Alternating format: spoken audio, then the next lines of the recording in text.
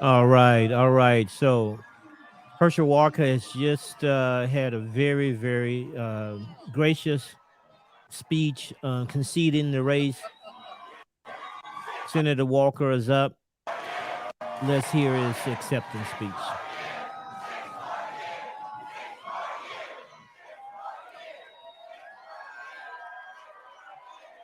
Wow!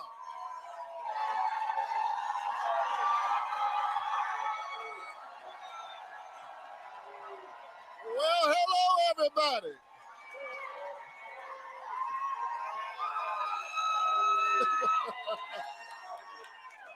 Y'all settle down now.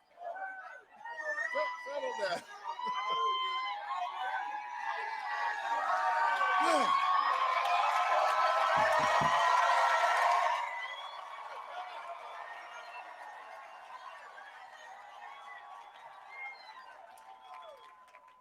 Thank, thank you, Georgia.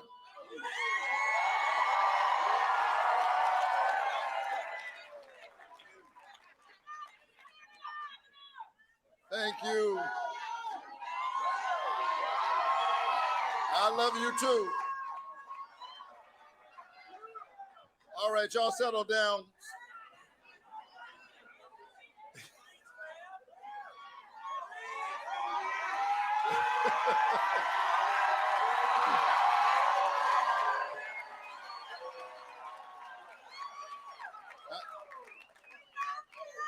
I want to say thank you from from the bottom of my heart, and to God be the glory.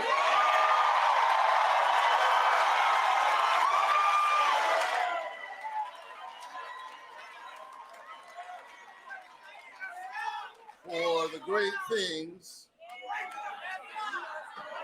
that God has done.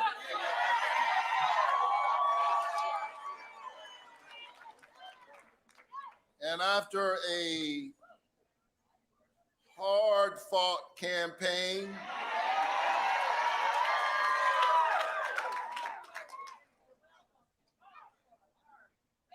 or should I say campaigns, it is my honor to utter the four most powerful words ever spoken in a democracy. The people have spoken.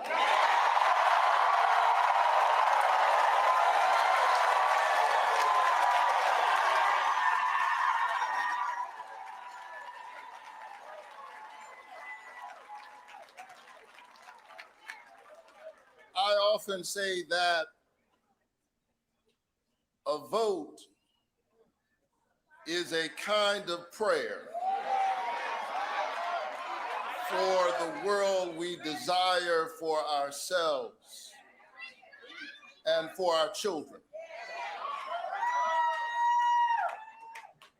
Voting is faith put into action. And Georgia, you have been praying with your lips and your legs.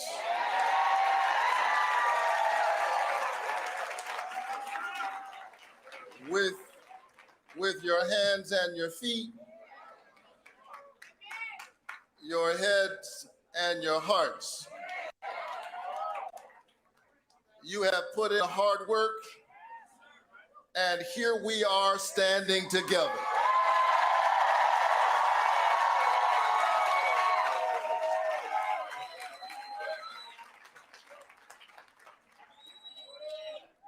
I want to say thank you. And I want to say thank you to my mother, who is here tonight.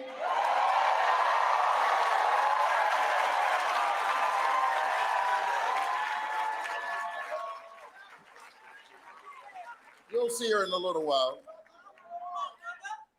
But she grew up in the 1950s in Waycross, Georgia, picking somebody else's cotton and somebody else's tobacco. But tonight, she helped pick her youngest son to be a United States Senator.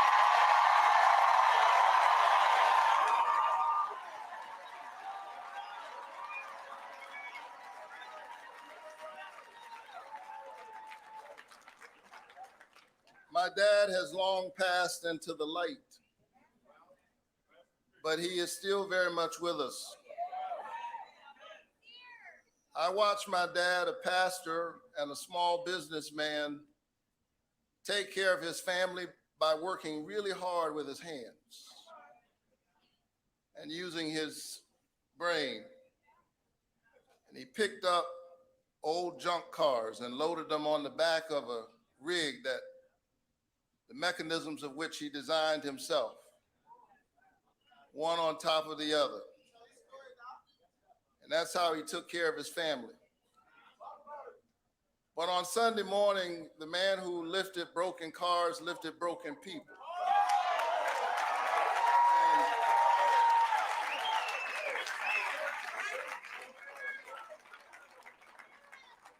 And convinced them of their value. I would not be here were it not for them. I am a proud son of Savannah, Georgia. A coastal city known for its verdant town squares and its cobblestone streets. Tall, majestic oak trees, dripping with Spanish moss, bend and beckon the love of history and horticulture to this city by the sea. My roots, like the roots of those oak trees, go deep down into the soil of Savannah and Waycross and Scriven County and Burke County. I am Georgia.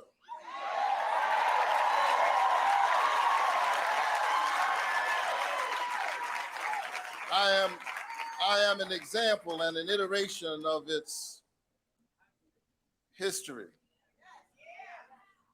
of its pain and its promise, of the brutality and the possibility. But because this is America, and because we always have a path to make our country greater against unspeakable odds, here we stand together. Thank you, Georgia.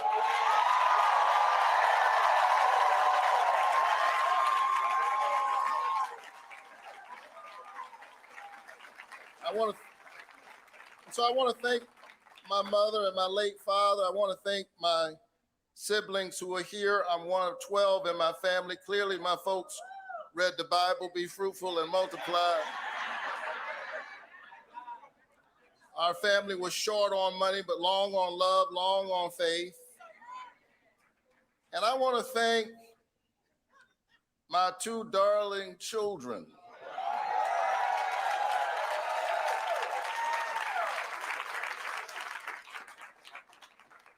Chloe and Caleb, whose brilliance and whose eyes inspired me to work for all of our children.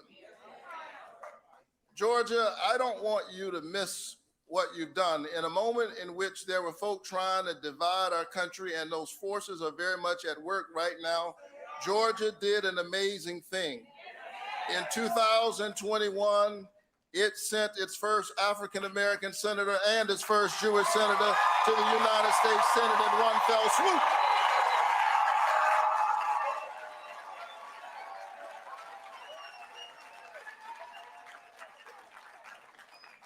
And you have done it again. Thank you, Georgia.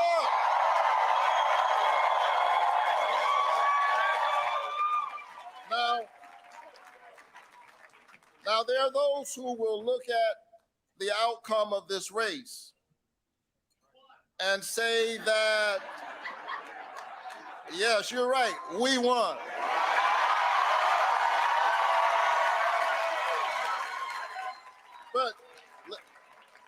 There are those who would look at the outcome of this race and say that there's no voter suppression in Georgia. Let me be clear.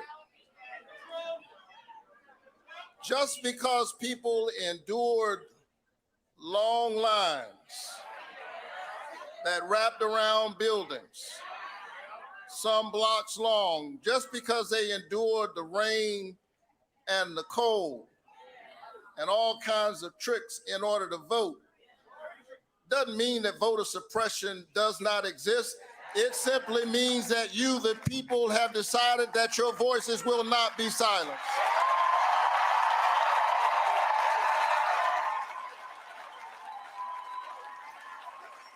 Let us not forget that when we entered this runoff, a vestige of the ugly side of our complicated American story, state officials said that we couldn't vote on Saturday.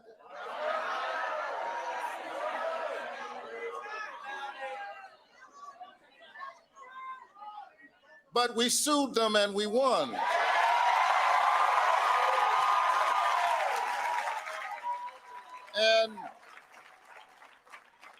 And the people once again rose up in a multiracial, multi-religious coalition of conscience. You endured the rain, you endured the long lines, and you voted.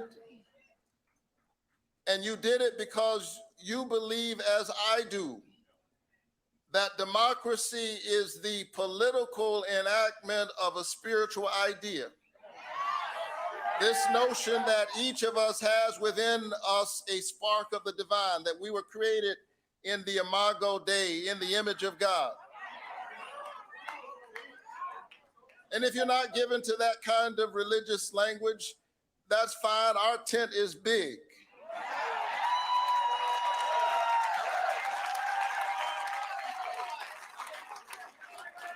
Simply put it this way, each of us has value. And if we have value, we ought to have a voice. And the way to have a voice is to have a vote to determine the direction of your country and your destiny within it. And so we stand here tonight on broad shoulders. Our ballot is a bloodstained ballot. We stand here on the shoulders of the martyrs, Schwerner, Cheney, and Goodman, two Jews and an African American who lost their lives fighting for that great American right to vote. Viola Luiso and James Reed, white sister and a white brother who also lost their lives. Fannie Lou Hamer, that indomitable Mississippi sharecropper. And my parishioner, God bless his memory, John Lewis,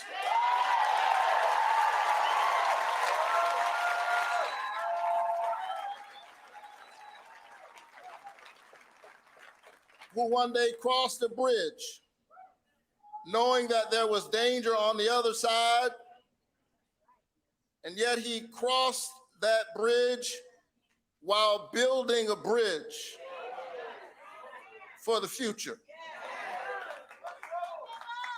And now it is on us, the latest generation of Americans and of Georgians, to keep building that bridge, to keep walking that long walk, pushing the nation towards our ideals. And so, Georgia, this is my promise to you. The work that we must do is difficult. The issues are not simple, they're complex. But here's my promise to you: I will walk with you even as I work for you.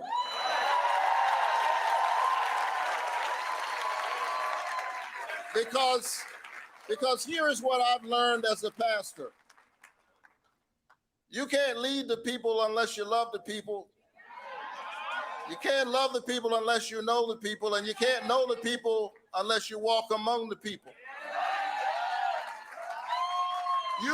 You cannot serve me if you cannot see me. And so during these difficult days, even as I work on specific public policy proposals and I offer bills and work with my colleagues on both sides of the aisle to get those bills passed, I just want you to know that I see you. I see you parents as you're trying to put your kids through college and through community college and technical college. I see you students as you're trying to make a way out of no way. I see you essential workers fighting for a livable wage to participate in the prosperity that you create for others. Farmers who are an answer to our most basic prayer, give us this day our daily bread, and yet they struggle to hold on to the farm. Farmers, I see you, and I'm here with you. And together we can work through all of these issues. And I want all of Georgia to know whether you voted for me or not.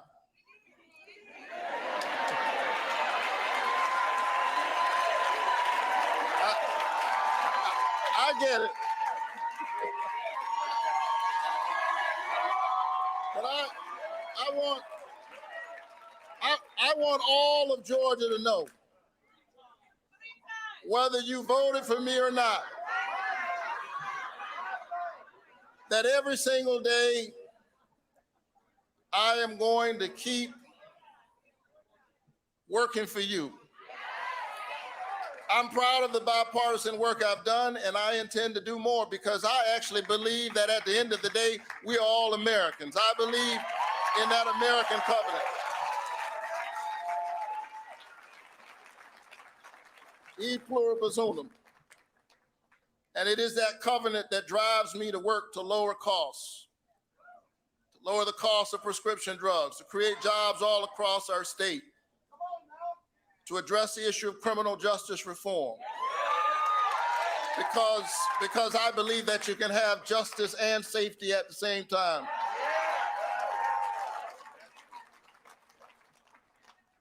So thank you for this high honor. After a hard-fought campaign, you got me for 6 more years.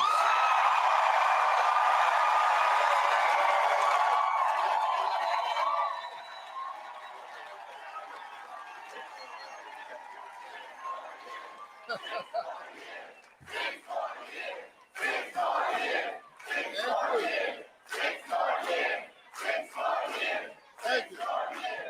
So let me quickly do a couple of things. I want to thank my amazing campaign staff.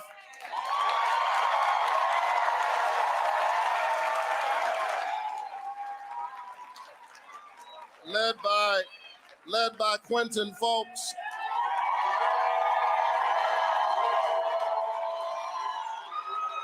I want to thank my amazing Senate team led by Mark Libel and my state team led by Meredith Lilly.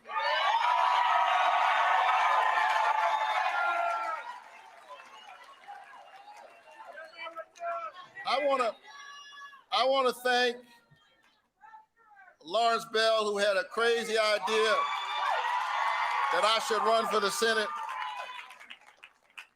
I laughed, and here we are.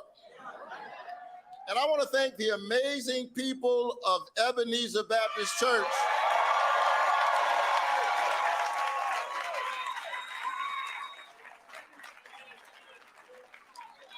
who, amidst the attacks, stuck with your pastor.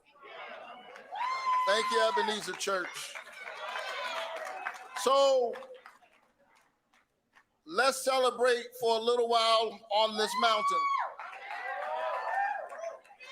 Let's dance because we deserve it. But tomorrow we go back down into the valley to do the work. I know that the days are still difficult. The times are dark, but the light, the scripture says, shines in the darkness, and the darkness overcometh it not. I'm ready to keep doing this work. I can hear my dad of blessed memory say, get up, get dressed, put your shoes on, get ready. Are you ready, Georgia? I'm ready. Stand up for workers, to stand up for women, to stand up for our children. I'm ready to build a stronger Georgia. God bless you. Keep the faith and keep looking up. All right. Congratulations. Congratulations. What a very gracious acceptance speech. The people have spoken and he has accepted. He said that he will work with the Republicans, reach across the aisle, and, craft legislation that makes sense for America. Again, congratulations. We're going to hold you to it.